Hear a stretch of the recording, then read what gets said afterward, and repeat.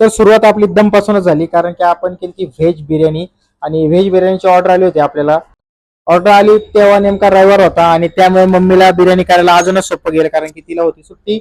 महारातीने पण तिला मदत केली आणि मम्मीने अशी मस्तपैकी 1.5 किलोची बिर्याणी कंप्लीट केली. तर ती बिर्याणी जी कस्टमर आपले खाणार होते ते शॉपवरच येणार होते आणि आता त्यांनी बिर्याणी खाल्लेली. आपण त्यांना विचारू की कशी होती नक्की बिर्याणी. खरंच बिर्याणी खूप छान होती. काकूने खूप छान बनवली होती. तुम्ही पण ऑर्डर करून बघा आणि टेस्ट करून बघा एक वेळेस. बोलायला काही शब्दच नाही. तुम्ही एक वेळा ऑर्डर द्या, खाऊन बघा, मग मला नंतर सांगा बिर्याणी कशी आहे. तर बिर्याणीची ऑर्डर दादांना मीच दिली होती. बिर्याणी एक नंबर आहे. तर दादांच्या आईने अशी खूप मस्त बिर्याणी बनवली. तुम्ही पण ऑर्डर करा आणि खाऊन मला सांगा.